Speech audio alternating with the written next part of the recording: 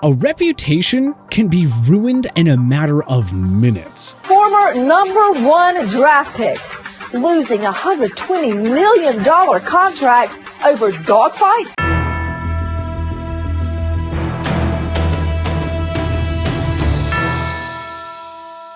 All it takes is one awful moment to wreck an NFL player's legacy. So today, let's take a look back at 10 NFL players who had an incident that utterly destroyed their legacies. Take a guy like Brett Favre, for example. For nearly 2 decades, Brett was the face of the NFL. He was the Packers' gunslinging country boy quarterback, who, for all the infuriating interceptions, was undeniably one of the league's most exciting and effective players out there. Unfortunately, it would turn out that Favre's gunslinger mentality extended beyond the field, and at times, it would get him in trouble, like it did with the infamous Jen Sturger scandal, which came during his brief and really otherwise forgettable stint with the New York Jets. Favre had forced his way out of Green Bay after the Packers brass had seen enough of his seesaw retirements, and the spotlight was on him. How was he gonna perform outside of Lambeau Field full-time? Could he still huck it with the best of them? The conversation, however, quickly changed after the news broke that the future Hall of Fame quarterback had sent unsolicited lewd photos to Sturger, an ESPN reporter at the time.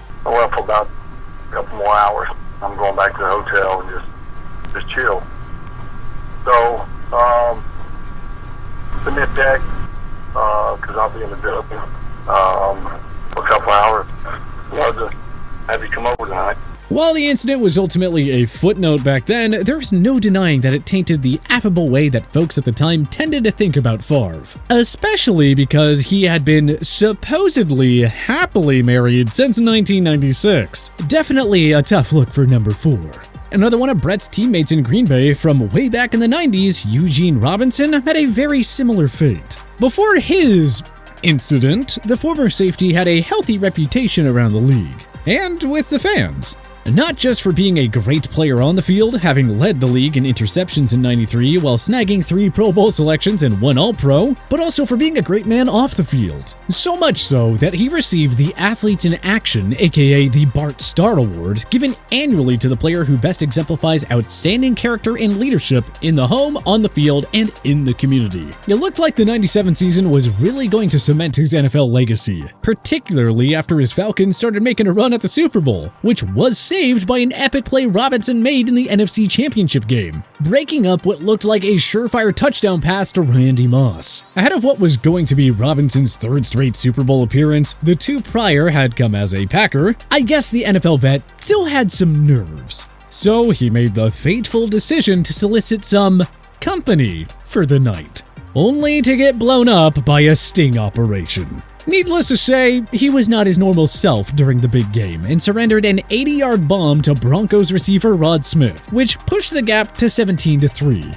In the blink of an eye, their season was over, and really so was Eugene Robinson's career as he knew it. He was admonished by the press and frankly not wanted back in Atlanta. He spent 1 more year in the NFL down in Carolina and then retired. Now, Robinson is not the only Falcon to have his reputation go by the wayside. I mean, this is an obvious one, but how about Michael Vick? The dual-threat quarterback was one of the most exciting young quarterbacks to come into the league, pretty much ever, and it seemed like the mid-2000s were his for the taking. The man was on the cover of Madden when that really meant something.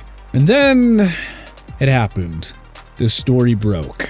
Michael Vick had been sponsoring and operating an illegal dogfighting ring known as Bad News Kennels. This story absolutely wrecked Vick's image, and nearly his entire career, as he was forced to serve actual jail time as a result of it, right during the prime of his career. He, unlike many of the guys on this list, has had a nice redemption arc, bouncing back for a nice twilight run in the NFL and turning himself into one of the better received NFL media personalities after his playing days. That being said, there is no saying what his career might have ended up looking like if this scandal never happened. And the reality is that his reputation was irreparably damaged by it, post-playing career or not. Next up, we have another dual-threat quarterback whose terrible moment that wrecked his career actually came on the gridiron.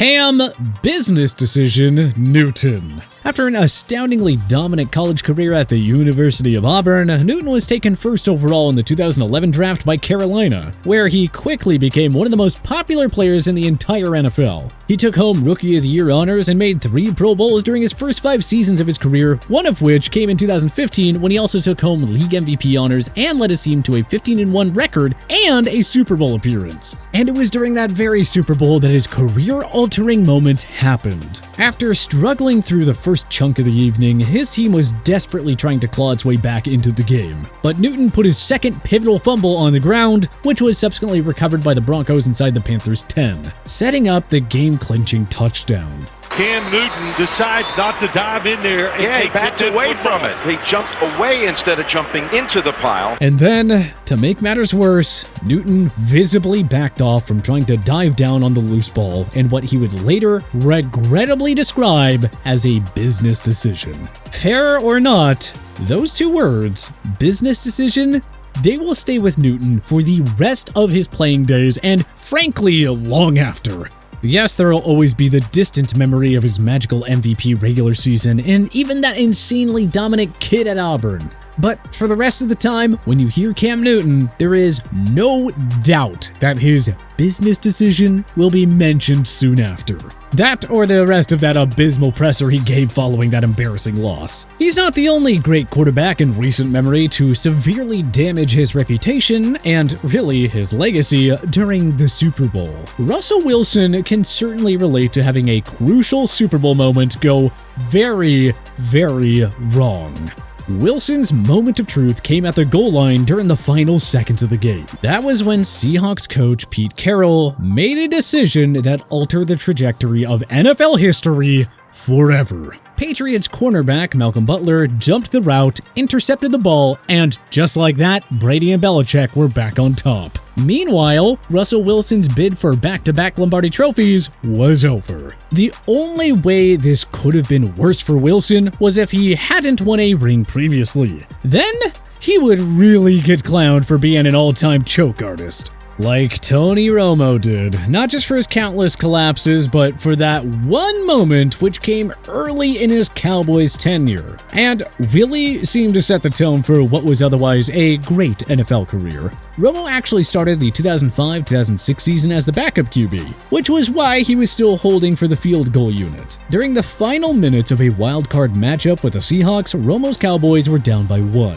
Romo led Dallas all the way down to the Seattle 2-yard line, then, on 4th down with a minute 19 left on the clock, disaster struck. Romo coughed the snap, and though he made a valiant effort at the end zone, he was ultimately taken down short and cost his team the game. And even worse, changed the entire narrative and ultimately the trajectory of his career.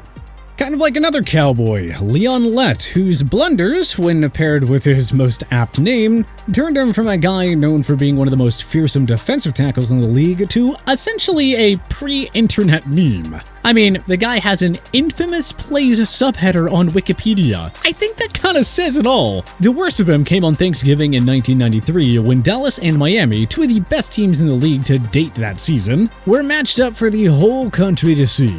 In the waning seconds of the snow-filled game, Miami attempted a go-ahead field goal, which was blocked. The only problem? Lett attempted to recover the ball despite Miami being unable to advance it. And he ultimately coughed it up, giving Miami the ball on the 1-yard line to set them up for a game-winning field goal. Although Lett and Dallas got the last laugh, going on to win the Super Bowl that year, there is no denying that Lett became synonymous with these sorts of boneheaded plays. Kind of like another former Cowboy, Hall of Fame tight end Jackie Smith, who in his last season in the NFL blew a chance at his first Super Bowl when he dropped a potential game-changing touchdown pass in the 3rd quarter. Smith was a hell of a player in his day, but now he's only known for a pivotal drop in the 35-31 Super Bowl loss. Tough shake, especially when you watch it back and realize what a poor pass it was from Roger Staubach, who seemed to skate by on this one. Next up, a much different instance, Plaxico Burris and the nightclub incident. The night in question came in November of 2008. His Giants were flying high and low-key looked poised to make a run at back-to-back Lombardi trophies. Burris had a night out at LQ, a popular New York City bar, and his gun inadvertently went off in his pocket, shooting himself in the thigh and putting himself in the hospital. To make matters worse, New York Mayor Michael Bloomberg seemed determined to make an example out of the star athlete. The wide receiver was suspended for the remainder of the season and eventually sentenced to prison, where he served 20 months. A zero who wrecked his legacy with one dumb move. Last but not least, we have perhaps the most talented and most accomplished individual on this list, Dan Marino. Marino was an immediate stud when he entered the league in 1983. He only started 9 games his rookie year and won 7 of them, putting up decent numbers along the way, which he took to a whole new stratosphere in '84 when he won NFL MVP in his 2nd season. By Marino's 10th season, it was pretty clear that he was a bona fide Hall of Famer, pretty much regardless of what played out during the remainder of his career. That being said, there was just one thing missing from his resume: a Lombardi Trophy.